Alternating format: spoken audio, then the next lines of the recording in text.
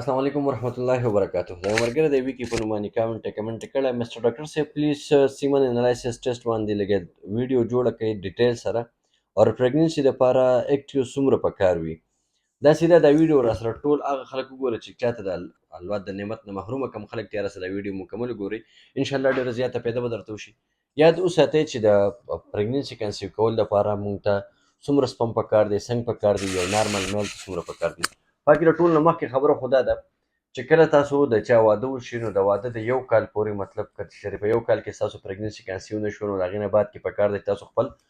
میډیکل چیک اپ وکړئ که ستاسو مطلب یو زنانه وي هم خپل چیک اپ وکړي او که یو نارینه وي هم خپل چیک اپ وکړي د هغې لپاره مختلف میډیکل کرایټیریاز دي یا ډایګنوسس ټولز دي چې هغې استعمالولی شي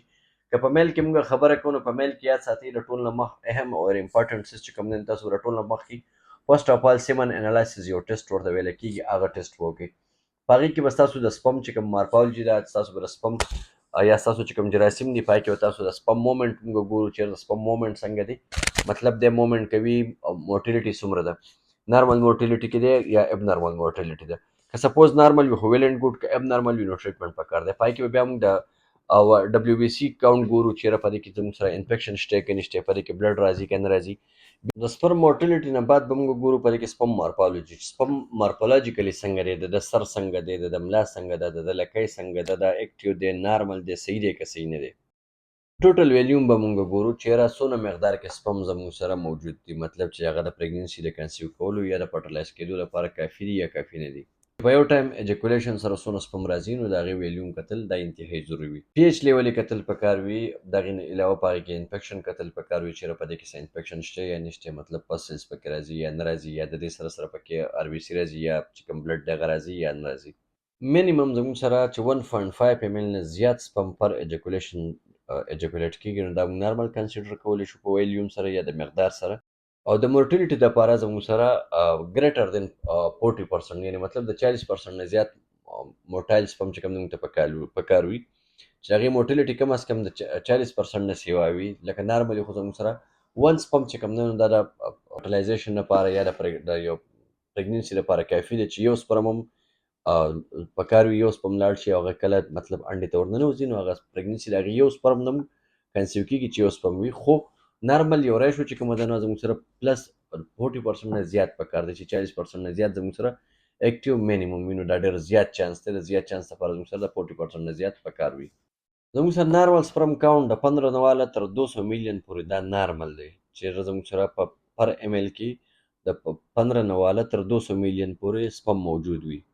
یاد ساتئ زموږ سره په زیات مقدار کې چې کوم مومنټ کوونکي جراثیم وي هغه او چې د هغه سر ملا او لکۍ چې کوم وي د سپم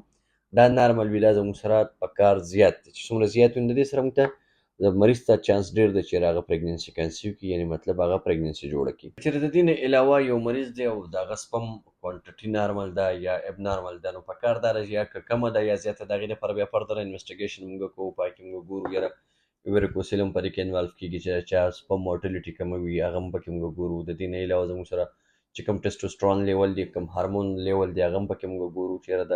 هارمون لیول نارمل دی یو مریض ته یا اب نارمل دی د دې نه علاوه موږ سره په فیمیلز کې بیا فردر موږ په هغې کې کتل پکار وي چېرې په فیمیلز کې څه اب نارملټي یا څه کمپلیکیشن شته دی یا نشته نو هغه ډیل کول او هغه ټریټ کول پکار وي نو بهتره خبره دا ده چې کله هم تاسو ته داسې فرټیلیټي مسله راشي یا د بانچپن مسله راشي نو ښه خبره دا ده چې تاسو ته کوم هم قریبي هومیوپاتیک ډاکټر وي د هغې سره تاسو کپلز رجوع کولی شئ پراپر طریقې سره خپل کیس ورسره ډسکس کولی شئ ټریټمنټ کولی شئ خو یاد ساتئ چې کله کرانیک کیس څومره وي مطلب د ډېرو کلونو نه کم مریضان د پریګننسي د کنسیو کولو کوشش کوي او پریګننسي نه کنسیو کېږي او تاسو هومیوپاتیک علاج نه وي ټرای کړی نو زما مشوره ستاسو لپاره دا چې تاسو هومیوپاتیک علاج ضرور وکړئ خو یاد ساتئ چې پوهه او قابل ډاکټر په دې کې انتهایي زیات ضروري دی چې ستاسو ټایم او ستاسو پیسې ضایع نه شي دعاګانو کې یاد ساتئ د لوی الله په امان